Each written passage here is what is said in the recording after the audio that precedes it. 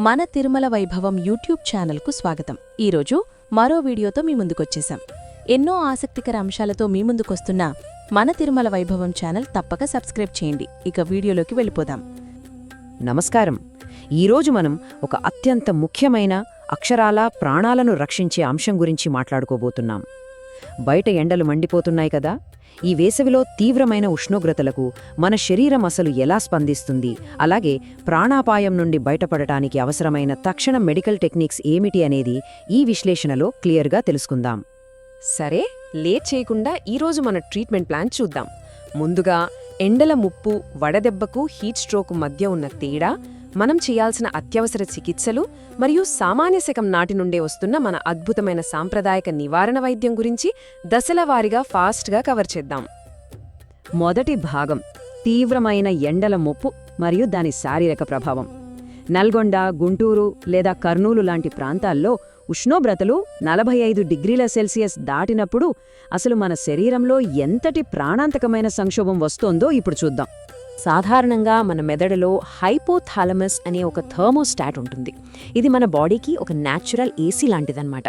కానీ బయట వాతావరణంలో విపరీతమైన వేడి, తేమ ఉన్నప్పుడు మనకు చెమట పట్టే సామర్థ్యం పూర్తిగా దెబ్బతింటుంది. అప్పుడు ఈ హైపోథాలమస్ ఫెయిల్ అయ్యి శరీరంలో తీవ్రమైన హీట్ స్ట్రెస్ ఏర్పడుతుంది. ఈ టేబుల్ని ఒకసారి గమనించండి. డీహైడ్రేషన్ అనేది సడన్గా రాదు, అది ఎలా దశల వారీగా పెరుగుతుందో చూడండి. ముఖ్యంగా నోరు ఆరిపోవడం, ముదురు పసుపు రంగులో మూత్రం రావడం లాంటి ఎర్లీ సిగ్నల్స్ని మనం ఖచ్చితంగా గుర్తుపట్టాలి. అప్పుడే పేషెంట్ షాక్కు గురయ్యే తీవ్రమైన దశకు వెళ్లకుండా మనం ఆపగలం. రెండవ భాగం వడదెబ్బ వర్సెస్ హీట్ స్ట్రోక్. ఎమర్జెన్సీ మెడిసిన్లో ఈ డిఫరెన్షియల్ డయాగ్నోసిస్ అనేది చాలా ముఖ్యం. వడదెబ్బకి మరియు ప్రాణాంతకమైన హీట్ స్ట్రోక్కి మధ్య ఉన్న తేడాని మనం ఎలాగైనా గుర్తించాలి. చాలామంది ఇక్కడే కన్ఫ్యూజ్ అవుతారు. ఎడమవైపు చూడండి, వడదెబ్బ తగిలినప్పుడు విపరీతంగా చెమట పడుతుంది, చర్మం చల్లగా ఉంటుంది. కానీ కుడివైపు చూస్తే హీట్ స్ట్రోక్ వచ్చిన వాళ్లల్లో చెమట పట్టడం అనేది పూర్తిగా ఆగిపోయి చర్మం కాలిపోతున్నట్లుగా ఎర్రగా, పొడిగా మారుతుంది.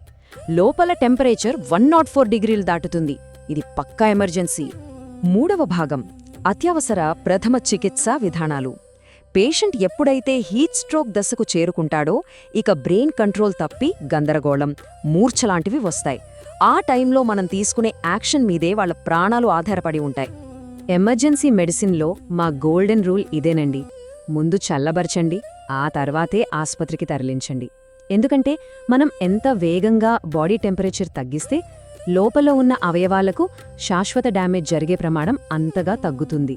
మరి మనం వెంటనే ఏం చేయాలి? ఫస్ట్ అంబులెన్స్కి కాల్ చేయండి. వెంటనే పేషెంట్ని ఎండలోంచి నీడలోకి తీసుకొచ్చి బట్టలు కాస్త లూజ్ చేయండి. వాళ్ళపై నీళ్లు చల్లుతూ గాలి విసిరాలి. ఇంకో ముఖ్యమైన పాయింట్, బ్రెయిన్కి బ్లడ్ సర్క్యులేషన్ ఆగకుండా ఉండటానికి వాళ్ళ కాళ్లను ఒక 12 అంగుళాలు పైకి ఎత్తి ఉంచాలి. ఇక ఐస్ ప్యాక్లు ఉన్నాయనుకోండి, వాటిని ఎక్కడ పడితే అక్కడ పెట్టకూడదు. ఈ చిత్రంలో చూసినట్లు మెడ, చంకలు మరియు గజ్జల దగ్గర మాత్రమే ఉంచాలి.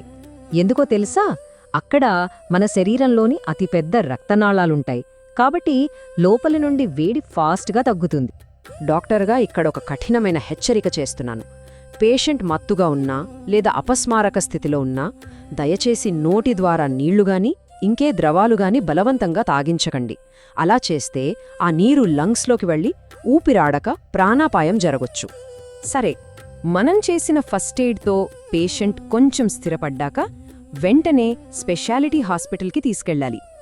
గుండె సంబంధిత సమస్యలకైతే గుంటూరులోని శ్రేష్ఠ హాస్పిటల్స్కి లేదా కాంప్లెక్స్ ఇంటర్నల్ మెడిసిన్ కండిషన్స్ కోసం హైదరాబాద్లోని కాంటినెంటల్ హాస్పిటల్స్కి తరలించడం చాలా ఉత్తమం. నాలుగవ భాగం అడ్వాన్స్డ్ హీట్ సిపిఆర్ దశలు. ఒకవేళ పరిస్థితి చేయి దాటి తీవ్రమైన హీట్ స్ట్రోక్ వల్ల పేషెంట్కి ఆకస్మిక కార్డియాక్ అరెస్ట్ వస్తే ఏం చేయాలో కూడా మనం తెలుసుకోవాలి. ఎవరైనా సడన్గా కుప్పకూలిపోయి శ్వాస ఆడకపోతే ఏమాత్రం ఆలోచించకుండా వెంటనే ఛాతిపై నొక్కుతూ సిపిఆర్ స్టార్ట్ చేసేయండి.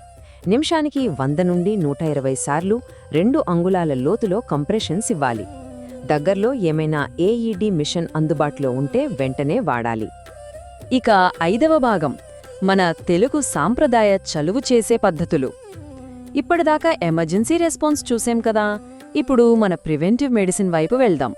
మన అమ్మమ్మల నాటి చిట్కాల వెనుక ఉన్న సైన్స్ ఏంటో ఇక్కడ చూద్దాం. మన ఇళ్లల్లో ఎప్పట్నుండో వాడుతున్న పోషకాహారాలు ఇవి. పులియబెట్టిన రాగి అంబలి, సబ్జా గింజలు, ముంజలు, పచ్చిపులుసు ఇవన్నీ మన శరీరంలో హైడ్రేషన్ని, ఎలక్ట్రోలైట్ బ్యాలెన్స్ని సంపూర్ణంగా మెయింటైన్ చేయడానికి అద్భుతంగా పనిచేసే న్యాచురల్ మెడిసిన్ అని చెప్పొచ్చు. అలాగే మనకు క్లినికల్ గ్రీద్ వర్క్ టెక్నిక్స్ కూడా ఉన్నాయి. అవే శీతలి లేదా శీత్కారి. నాలుక మడిచి లేదా పళ్ల మధ్యలోంచి గాలిని లోపలికి పీల్చుకోవడం వల్ల బయట ఎడారి కూలర్ ఎలాగైతే గాలిని చల్లబరుస్తుందో జీవశాస్త్రపరంగా మన శరీరంలో కూడా సరిగ్గా అదే జరుగుతుంది. భలే ఉంది కదూ. ఇక ఫైనల్గా ఆముదం థెరపీ. సామాన్య సెకండ్ నుండే మనవాళ్లు ఆముదం వాడుతున్నారు. ఇక్కడ చూపిస్తున్నట్లుగా నాభి, గొంతు, అరికాళ్ల దగ్గర కొద్దిగా ఆముదం రాస్తే చాలు, మన పారాసింపథెటిక్ నాడీ వ్యవస్థ యాక్టివేట్ అయి ఒంట్లో ఉన్న వేడి అంతా ఇట్టే బయటకు లాగేస్తుంది. సో చూశారు కదా, ప్రాణాలను రక్షించే ఆధునిక వైద్య ప్రోటోకాల్స్, దానికి తోడు సామాన్య శకం నాటి మన పూర్వీకుల జ్ఞానం. ఈ రెండింటి కలయికతో మనం ఇలాంటి ఎక్స్ట్రీమ్ సమ్మర్స్ను ఎంతో ఈజీగా ఎదుర్కోగలం. మరి ఇలాంటి వాల్యుబుల్ మరియు ప్రాణరక్షక విషయాల కోసం ఆలోచించకండి, వెంటనే తిరుమల వైభవం యూట్యూబ్ ఛానల్ను ఖచ్చితంగా సబ్స్క్రైబ్ చేసుకోండి. ఆల్ ది బెస్ట్, జాగ్రత్తగా ఉండండి. చూశారు కదా, ఒక మంచి వీడియో. ఇలాంటి మరిన్ని మంచి వీడియోల కోసం మన తిరుమల వైభవం ఛానల్ తప్పక సబ్స్క్రైబ్ చేయండి. మరియు ఈ వీడియో కూడా లైక్ మరియు షేర్ చేయండి. అన్నట్టు క్రింద డిస్క్రిప్షన్లో ఉన్న మన వాట్సాప్ ఛానల్ తప్పక ఫాలో అవ్వండి. అక్కడ మరిన్ని ఆసక్తికర విషయాలు తెలుసుకోవచ్చు.